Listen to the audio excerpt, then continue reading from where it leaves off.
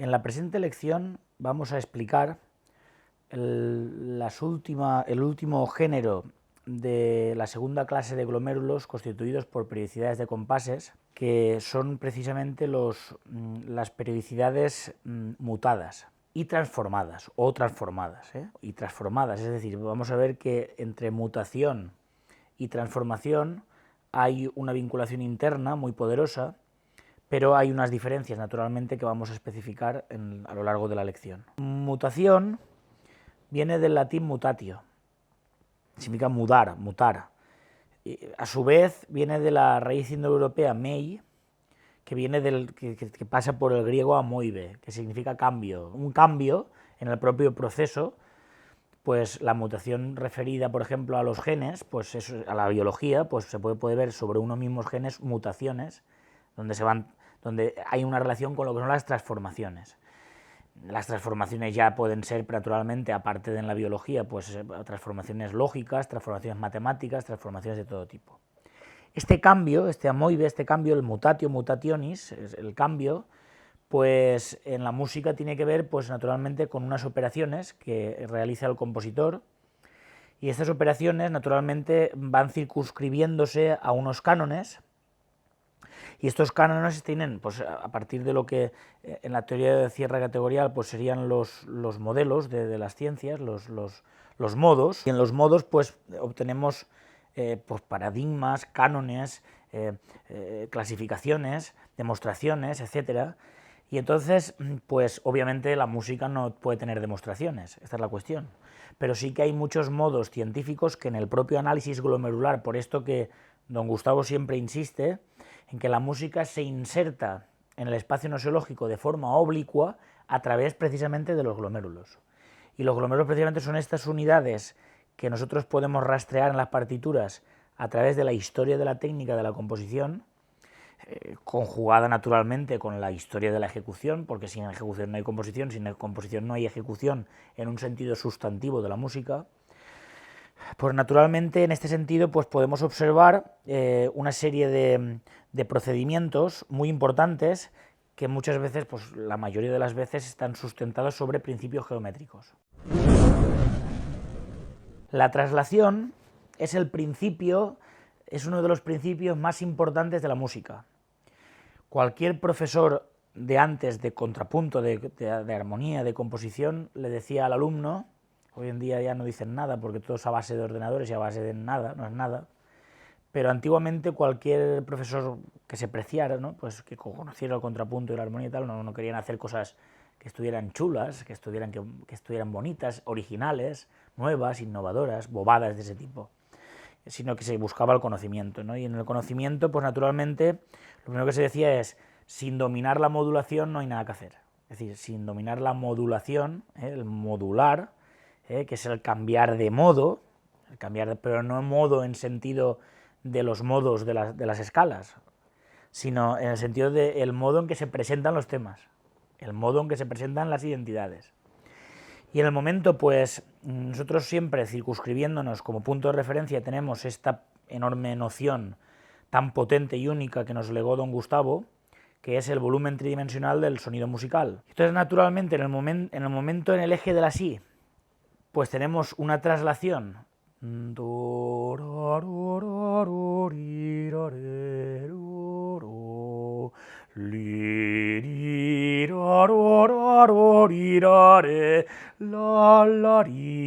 ya inmediatamente vemos la identidad, pero ha sido trasladada, ha habido una traslación. Claro, obviamente debemos de explicar que la palabra mutación, pues nosotros la tomamos dentro de la tradición de la historia musical, la tomamos en el sentido de lo que serán las mutaciones de la fuga. Y las mutaciones de la fuga casi siempre hacen referencia a aquellas respuestas en las cuales la interválica no corresponde exactamente al modelo. Pues tenemos muchos ejemplos, como por ejemplo el arte de la fuga de Bach.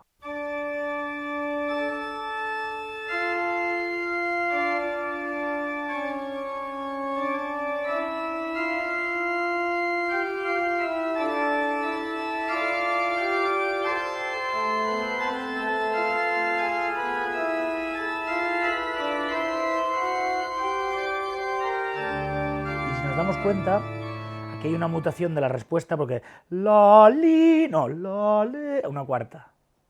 Precisamente para circunscribirse a la relación de enganche entre la tónica y la dominante. Y ahora cuando hace la, ri, ro, re, ro, ri, ra, no, la, ri, ro, re, ro, ri, ra, otra mutación. Entonces aquí podemos ver mutaciones que son pequeños movimientos, cambios respecto a ese esquema que se produce en el sujeto, precisamente para entrelazar. Entonces nosotros tomamos este principio de la fuga, entendiendo que debemos de aplicarlo de manera mucho más profunda, entendiendo que también es mutación todo aquello que tenga que ver con la modulación de un tema, de un sujeto, de un motivo, que de manera bien concatenada se haya trasladado a otra interválica y se ha reproducido a partir de otra interválica. Esta traslación de esta figura expuesta a partir del esquema material de identidad circunscrito al sujeto, motivo o tema, pues precisamente es lo que nos permite comprender el asunto. Traslaciones en el propio concurrir de una melodía musical, pues podemos tener a millones, ¿eh? Si escuchamos esta melodía del concierto de violín de Vivaldi, pam pam pam pam pam pam popi pam popi pam popi pam popi pam popapim pepopim pem pom pam papapam papapam, mira, pim pam pam pam pam papopapi pam. Traslación. Pam pam pam pam pam papapapam. Traslación.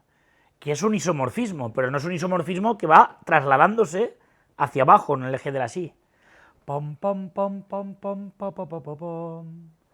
Pam pam pam pam pam pam pam. Si ahora se siguiera abusando, la velocidad expansiva inmediatamente se acabaría. Pero papopi pam pam pam, isomorfismo. Papopi pam pam pam, mutación. Voy a hacer papopi pam, papopi pim, papopam pim pim. Y aquí tenemos otro ejemplo de mutación, que es precisamente una traslación. En el momento en la sube a si bemol, pues ya ha mutado. Ejemplos de este tipo hay muchísimos, de repeticiones trasladadas que mutan en un sentido de la interválica y que van expandiendo el compuesto musical a partir de estas peculiaridades operatorias.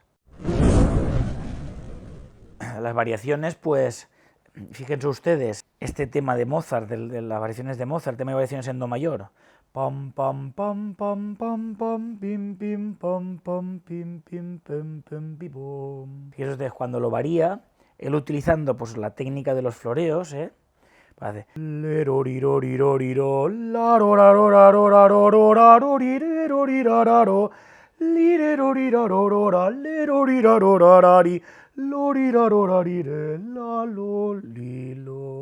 fíjense ustedes que con qué maestría el tema sigue escondido ahí dentro, pero la lógica periódica de estos elementos de la frase son enormes. Pueden ir ordenando periódicamente y se puede entender precisamente el discurrir de esa propia melodía. Es decir, y aquí tenemos la gran institución que es el tema y variaciones. Precisamente lo que hace es mover la dialéctica musical a partir de estas peculiaridades que vienen a ser cambios, mutaciones, incluso transformaciones del propio esquema material de identidad que se ha expuesto y que la propia obra tiene que tener en cuenta para poder entender que esto se sustantive. Porque si es cuestión de escribir, pues al servicio de una historieta o de un poema o de lo que sea, pues esto ya es música adjetiva, Los movimientos contrarios, esto ya es una cuestión mucho más compleja. Y aquí vamos a dar una tesis, y es la tesis de que las tonalidades diatónicas, esto que se trata de muchas veces de enclaustrar en los conservatorios, en las universidades, como que claro, como todo es estética, pues ahí está el problema. Se quiere enclaustrar como que, bueno, escribe tonal, y entonces se desprecia, ¿no? Claro, tonal para ellos significa tonalidades conformadas por escalas diatónicas, es decir, es un odio al diatonismo enorme, Bueno, pues señores y señores míos, yo les digo a ustedes que sin entender los diatonismos, es decir, las escalas diatónicas, no se puede entender absolutamente nada de la historia de la música. Es decir, que el músico tiene que estar con las tonalidades diatónicas, dale que te pego, toda su vida. Y esto no es una cuestión rancia que se pueda olvidar, porque si lo olvida ya no se puede escribir nada. Porque el enorme proceso histórico que tuvo lugar en lo que es la extensión de las tonalidades conformadas por los tetracordos a las tonalidades diatónicas supuso la esencia de las enormes joyas que tenemos en la música sustantiva. Y realmente todo lo que es la apertura a las politonalidades, bitonalidades, al impresionismo, a la música de Hindemith, incluso al dodecafonismo de Schoenberg, no viene a ser otra cosa que el propio principio de extensión. Es decir, siguiendo más allá, superponiéndolo en estromas, incluso cuando se está cogiendo una serie dodecafónica, lo que está precisamente priorizándose es el semitono. Y el semitono, el principio del semitono, viene dado en las tonalidades diatónicas. ¿Por qué explico esto? Porque las tonalidades diatónicas permiten, sobre todo la tonalidad mayor, el modo mayor permite las posibilidades mayores de modulación. Precisamente porque tiene el semitono en los extremos de cada tetracordo. Y entonces nos damos cuenta que si nosotros cogemos una escala mayor, una escala en modo mayor, si empezamos por la tercera mayor, que es donde está el borde entre la tercera nota de la escala y la cuarta, está está el semitono. Si ahora vamos en movimientos contrarios, semitono,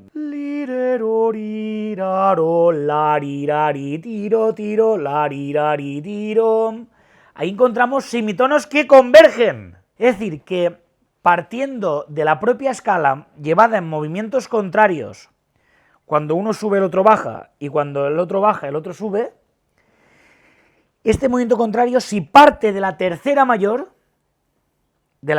atiéndanme bien, pero no por casualidad, aparte de ser que la propia música ha ido conquistando los fenómenos de armónicos más lejanos del tono principal, porque dice Searle, fíjense ustedes, este principio de la extensión del diatonismo, que es un principio en el cual entre tonalidad y atonalidad no hay diferencias, sino que son cuestiones de grado, y esos grados nosotros los hemos objetivado a partir de las distintas generaciones de tonalidades. Este libro es una verdadera obra maestra de Humphrey Searle. Era un libro que poseía don Gustavo Bueno, lo poseía en su biblioteca personal, se lo compró, fue traducido en 1957, para que vean ustedes que eso del túnel oscuro, en fin, ¿qué vamos a decir? El túnel está en las cabezas y en las mentes de los que lo dicen, ahí es donde está el túnel. Pero que el que quería podía tener libros maravillosos, y libros que hoy prácticamente no se encuentran, ni se leen. Hoy en día todo lo que son los tratados, los libros que se escriben de lenguaje musical y todo son cómics. Entonces sí que había libros buenos. Incluso Schoenberg, dice Searle, llamaba su sistema composición basada en 12 notas referidas exclusivamente la una a la otra entre sí. Significado que para él hay 12 tonalidades de igual importancia que requieren ser equilibradas unas con otras. Dice, en realidad, detrás de todas las complicaciones, variaciones, comprensiones y elipsis de la música actual, hallamos todavía un centro tonal. Lo dice Searle, naturalmente no igual a la antigua tónica, y referido ahora a una escala de 12 notas, en vez de 7. El sistema diatónico se ha visto sustituido por lo que llamo, dice él, expansión de la tonalidad. Pues la expansión es que decir que está la tonalidad. Y esta expansión ya viene de los tetracordos respecto al diatonismo, porque ahí está el semitono primero. El semitono primero está en los bordes y después ya acaba siendo todo la escala, es el sistema referencial, la octava y los semitonos. El sistema diatónico ha sido sustituido por lo que llamo expansión de la tonalidad, concepto que espero discutir más detalladamente en los próximos capítulos. En resumidas cuentas, vivimos ahora en un periodo predominantemente contrapuntístico, en cierto modo paralelo a la época entre Palestrina y Bach. El sistema diatónico de los siglos XVIII y XIX ha cesado de existir en su antigua forma, pero no hay ruptura completa con el pasado, dice Searle. Y poseemos una distinta concepción de la tonalidad basada en la escala de 12 notas. Creo también, dice Searle, que cada conjunto armónico y contrapuntístico posee una fundamental. ¿Cómo no va a poseerla? Es que si no sería música electrónica. La fundamental porque es que tiene que ver con los armónicos, que puede ser descubierta. Esta fundamental puede continuar por un largo tiempo y puede cambiar rápidamente. Y cuanto más se haga resaltar una fundamental, se percibía más tonal la música y viceversa, tonalidad y atonalidad, y lo pone entre comillas, son de esta forma solo cuestiones de grado, no diferencias fundamentales. Está hablando de la música que tiene patrones, que tiene normas. La música que tiene normas continúa el proceso de evolución, igual que hubo una evolución, y esa evolución no tiene precedentes, entre los tetracordos y el diatonismo, que es precisamente a través del semitono, la relación entre el semitono y la octava, que es la que nos sirve de sistema de referencia. Por eso hay que ir muy con cuidado con esto de los cuartos de tono y todas estas cosas, que pueden estar muy bien, siempre y cuando las referencias no se pierdan, porque si no son algarabías sonoras, y es algo insoportable. Todo lo que sea cuartos de tono y multifónicos de los instrumentos de viento, etcétera, está muy bien, siempre y cuando no decaiga en la nematología de la creación y de la estética por encima de todo, sino que esté ordenado por unos patrones, y estos patrones, en el caso de la escala de 12 sonidos, está basada en la octava, sistema referencial, que al ser la simetría de la cuerda partida por la mitad, es que ¿cómo vamos a abandonar eso? Nosotros precisamente lo que escuchamos es porque lo hemos agarrado, porque podemos decir octava y cuerda por la mitad, y entonces lo que escuchamos, volvemos a citar como pilar básico de nuestra tesis, la teoría de los 5 estratos de don Gustavo, en el cual el fenómeno es una crítica a Husserl, porque el fenómeno no lo entendemos como el fenómeno puro, que lo recibe la conciencia pura. ¿Qué es eso, hombre?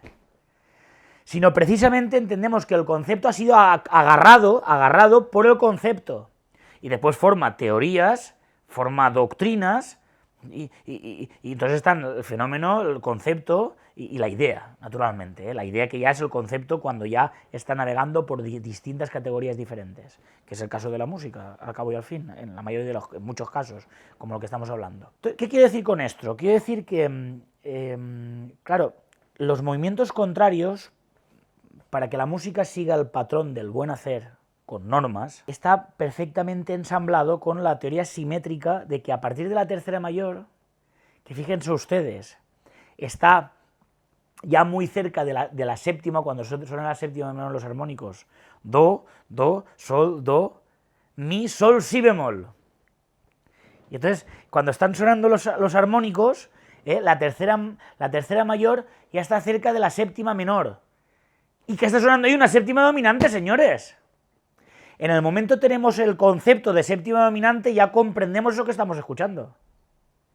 Y entonces, si el mi va a fa y el si bemol va a la, y el do baja a fa, y fa es la quinta de do, o sea, do es la quinta de fa, perdón, es la quinta en regresus, entonces ya los armónicos van juntándose, van convergiendo, van ordenándose, y entonces ¿qué estamos haciendo? ¿Qué estamos haciendo? Hacer un mapa de sonidos.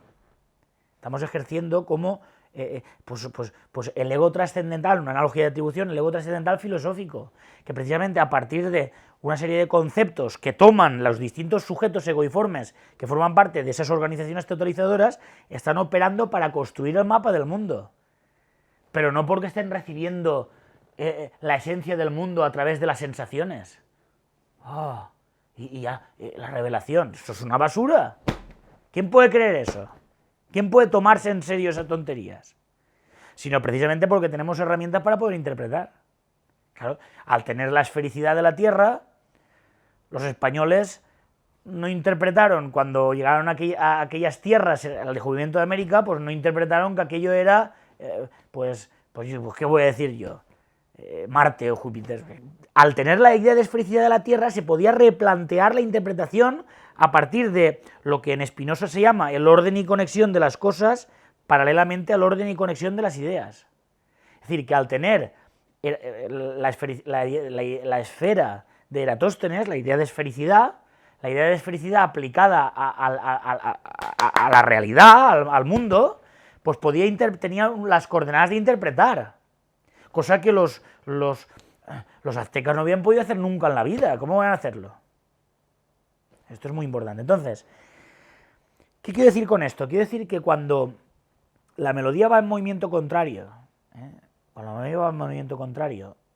y parte de la tercera mayor, el orden de los semitonos converge en el mismo sitio. En cambio, si partimos de la quinta, ya no ocurre. Por eso la música del organum no podía extenderse. ¿Cómo iba a extenderse? A base de quintas seguidas, ¿cómo íbamos a extender la música? Porque las propias quintas, que suenan tan bonitas como las terceras o como las séptimas mayores, pues, ¿qué más da? Bonito o feo. Es que es una cosa... A mí me gusta la música. Pues si te gusta es que no te has enterado de nada.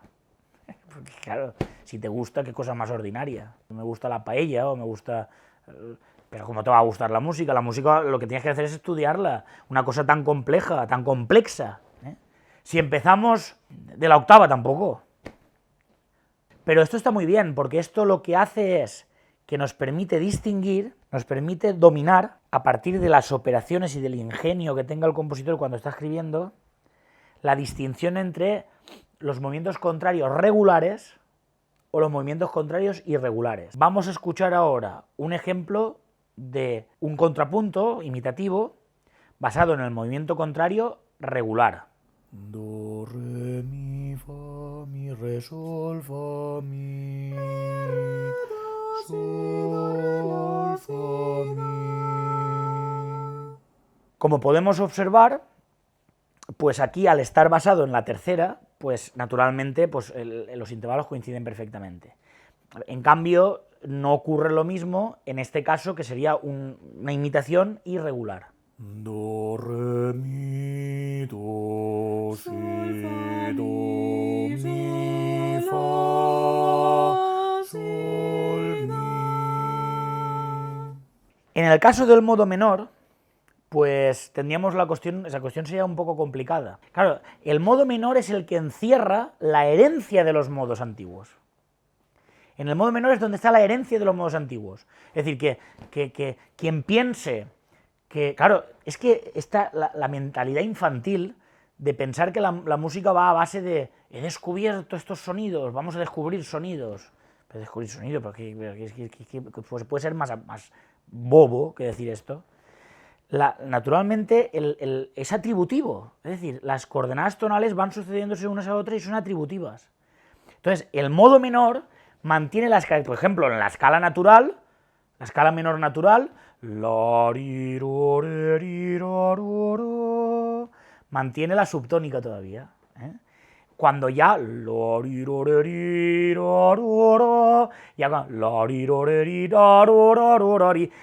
la melódica, la armónica, etcétera, ya lo que van haciendo es pues amoldar el hecho de que la escala menor en sí tampoco coinciden los semitonos en los movimientos contrarios, pero el ingenio de las operaciones pueden efectuar que a base de unas normas operatorias se pueda conseguir con modo menor hacer un movimiento contrario, una imitación con movimiento contrario regular. Pero esta imitación irregular tiene como referencia el modo mayor. Por esta razón, el modo mayor con el semitono permitía modular más y además permitía concurrir con simetrías y asimetrías en los movimientos contrarios, que son precisamente las contraposiciones a partir de las cuales la música empezó a hacer más contrapuntos y empezó a extenderse la calidad racional de esa sustantividad a partir de operaciones internas con los sonidos. Entonces vamos a escuchar una imitación regular en modo menor. La, sol, si, la, fa, mi, si, sol, la, si, do, la, mi, fa, re, si, do, mi, la, sol, la. Como podemos darnos cuenta, pues los movimientos contrarios son muy importantes y todas estas operaciones siguen absolutamente vigentes en el dodecafonismo y en todos los coordenadas tonales que podamos coger. Ahora bien, cualquier estudiante de música debe partir y volver sin cesar a las escalas conformadas por escalas diatónicas. El músico que dice, no, ahora voy a ponerme a hacer estromas sonoros y no está en contacto con las escalas diatónicas, al final pierde las referencias históricas. Las referencias históricas que son presentes, no son pasado. Porque el pasado no existe, hombre. El pasado no existe. lo que hace el historiador es construir en el presente, de manera actualista, a partir de los datos que tiene en el presente. Que él va a poblar de fantasmas hipotéticamente para ir encajando unas cosas con otras, reliquias conformando relatos. Pero que eso siempre es beta 1, claro, naturalmente. ¿Por qué? Porque obviamente siempre construye desde el actualismo, y en el momento salen datos que hagan reconstruir, retransformar, replantearse la cuestión de una manera totalmente diferente, hay que cambiarlo. Y esto ocurre en la música constantemente, pero naturalmente tenemos ahí una cantidad de reliquias en un momento histórico importantísimo para conformar una idea holótica de la música sustantiva, que es precisamente toda la música eclesiástica, pues toda la música para órgano, toda la música vocal polifónica, la polifonía vocal del siglo de oro español, y después tenemos naturalmente toda la música sinfónica y toda la música contrapuntística y toda la música de cámara, que obviamente se conformó en la transición entre los tetracordos y las escalas diatónicas. Y aquí está el grueso, la base de la cual después todas las expansiones están cimentadas sobre esto. Esto siempre se ha llamado pues, el movimiento en espejo o el movimiento en cangrejo. Esto es importantísimo, porque los movimientos en espejo ya no se perciben por el oído. Ya son muy difíciles de percibir por el oído. Pero en cambio, si las relaciones entre los sonidos, viéndose la música del final al principio y del principio al final, que se leería lo mismo, al rotar esa figura, coincide con la música que va en el otro sentido, en la otra dirección, y sigue las normas conformadas por los esquemas materiales de identidad, esa música tiene una construcción perfectamente lógica que ya en sí debe ser respetada, porque ya en sí tiene un funcionamiento que ya viene de la geometría, eso ya viene de la geometría. Y entonces, naturalmente, eso es una cuestión que ya no quiere decir que por tener estos procedimientos la obra ya sea buena, pero ya por lo menos ya hay que tenerla en cuenta. Porque ya, al menos, aunque sea para destruirla, tiene unos referenciales claros. Es decir, que el compositor que usa estos medios se expone con mucha más valentía que el que está, pues este sonido significa Marte, este significa la Luna, este significa que yo me ha dado el sol y me he quemado, y tonterías de este tipo. Un ejemplo de rotación, de movimiento en espejo, lo podemos observar en el siguiente fragmento de la ofrenda musical de Juan Sebastián Bach.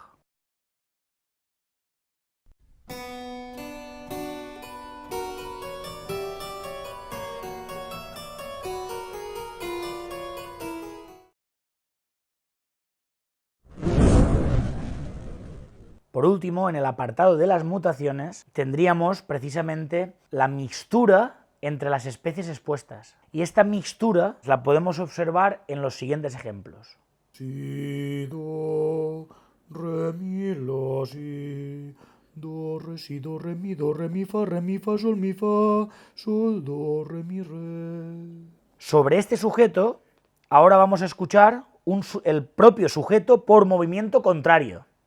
Si, la, sol, fa, do, si, la, sol, si, la, sol, fa, mi, re, la, sol, fa, sol. A continuación, estaría el mismo sujeto por movimiento retrógrado, directo, es decir, por rotación. Re, mi, re, do, sol, fa, mi, re, do, si, la, mi, re, do, si.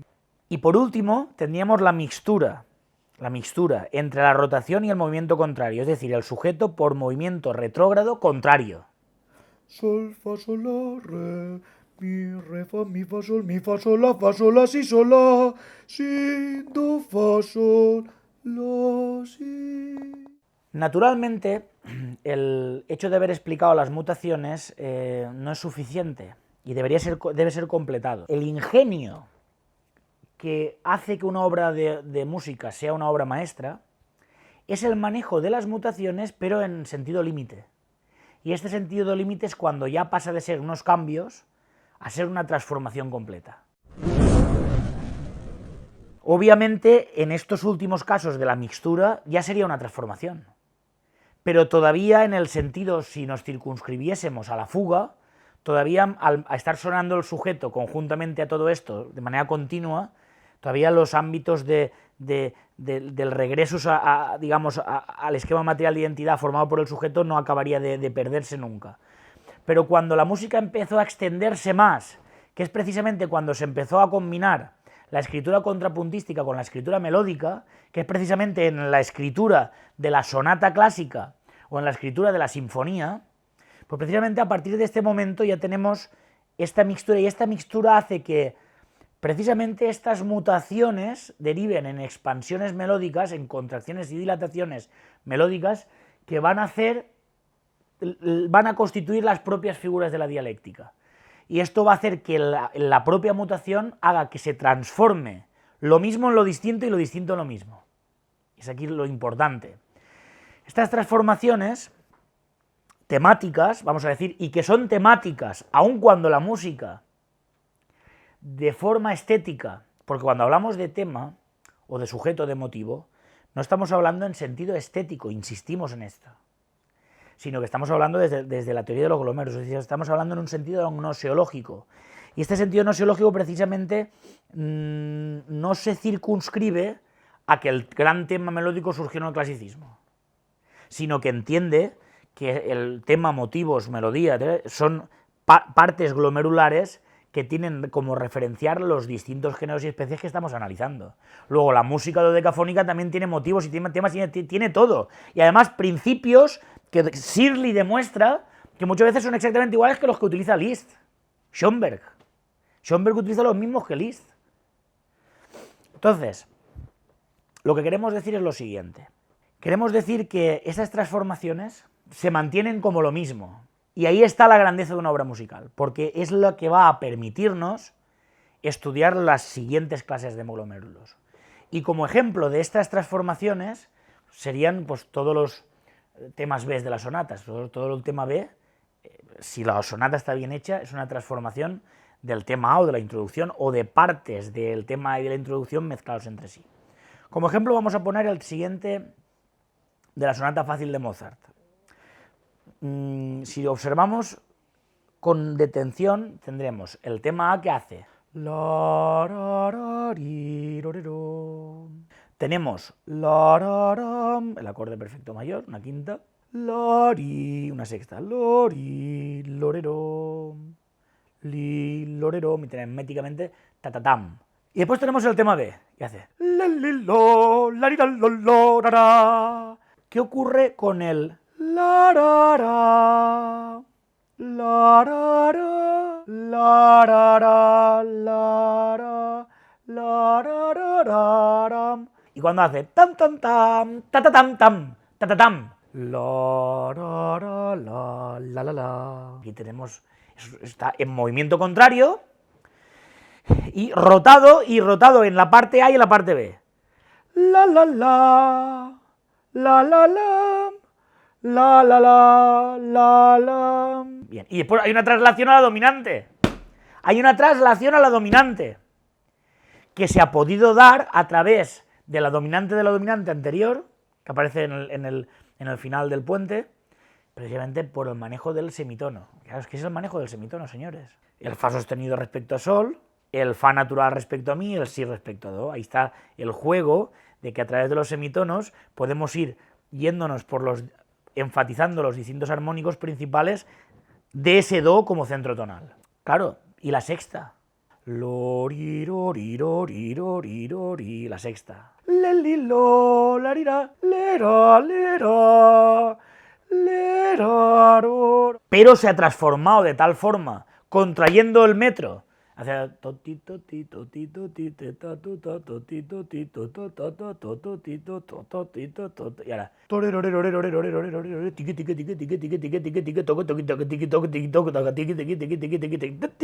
se ha transformado en otra cosa, pero otra cosa que viene de lo mismo, a partir del conocimiento. Claro, es que Mozart estudió con el padre Martini, se hartó a hacer contrapuntos de escuela, pero rígidos.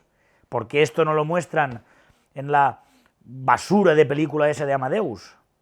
Es una basura de película.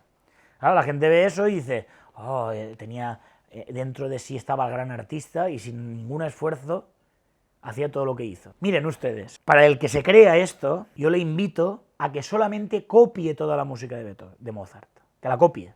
Toda la música que existe, que la copie bolita a bolita, que la copie, y verá cuánta faena es copiándola solo. Si ya hay que poner que hay que hacerla y que hay que estudiar las técnicas antes, como para tener tiempo de hacer el tonto. Es que esto es nocivo, porque este individualismo, el sentir, el buscarnos a nosotros por sí mismos, dentro de nosotros, pero si la grandeza de Mozart es su talento en referencia a las instituciones, el cual lo moldearon. En primer lugar, a un padre estricto que le hacía estudiar música desde pequeño. Claro, lo moldearon esas instituciones. Él bebió, tuvo unas condiciones enormes, ¿quién va a negar eso? Pero esas condiciones están moldeadas por medio de una educación en la cual estaba trabajando constantemente. Y fue a estudiar el contrapunto severo, que cualquiera que haya estudiado contrapunto severo ya sabe lo que cuesta de conseguir esto. Entonces, por esta razón, después utilizando el estilo melódico, el contrapunto estaba por dentro. Entonces las melodías, yo les digo a mis alumnos, cuando se sabe contrapunto, las melodías es como si tuvieran mantequilla, se deslizan, se abre la composición con mantequilla. En cambio, cuando uno no sabe contrapunto, tiene muy buena idea, pero se queda ahí y se queda apretada la música en los primeros glomérulos y no se encadenan a los siguientes, no se abre, no puede echar para adelante, no sigue. Pues esto es materialismo, hombre, es el materialismo frente al idealismo. El idealismo, el que cree en el genio creador, y el materialismo, el que cree en las instituciones, que es donde está la grandeza de estos asuntos.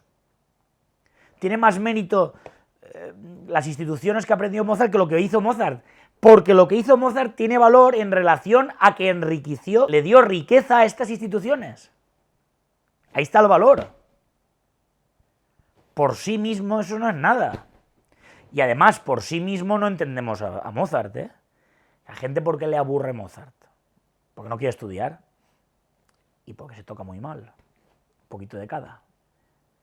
Pero es por esto. Porque es que si no, no dirían ni si te gusta ni no te gusta. Directamente no tendrías la desfachatez de que algo que está en nuestro eje radial, que es tan valioso, dejarlo pasar de esta manera. Una persona que no es un chimpancé tiene que curiosearle eso, producirle curiosidad a eso. Se dedique a lo que se dedique. Y tiene que ir al que sabe para que le enseñe en la ejecución y en la docencia. Y a poder ser, tal como Platón decía, con la vara. Lo dice Platón, no lo digo yo. Y tiene razón, tiene toda la razón. Bien, entonces las transformaciones ya serían unas mutaciones sofisticadas donde el género mixto predominaría y donde precisamente se fuera la base a partir de las cuales se desarrollaran las cadenas donde se juntan los diversos glomérulos de distinto tipo, precisamente a partir del arte de la modulación, que la modulación no es un acorde, otro acorde en otra tonalidad y me voy a otra tonalidad, eso no es modular, eso es cambiar de tono de manera muy grosera. Modular implica el contrapunto, implica la melodía, implica la expansión melódica, implica la expansión métrica, implica la conjugación contrapuntística, etc. Claro, naturalmente esto solamente viene del dominio de las técnicas de los glomérulos. Y el dominio de las técnicas de estas unidades morfológicas, que están regidas por normas que son instituciones, y que muchas veces están contradichas entre sí, y ahí está la filosofía, la necesidad de la filosofía. Pues precisamente esto es lo que nos permite es darnos cuenta, nos permite concluir que a través de estas rotaciones, traslaciones, movimientos contrarios, mixturas, variaciones, etc., pues tenemos las posibilidades geométricas de poder hacer con sonidos una construcción racional verdaderamente admirable.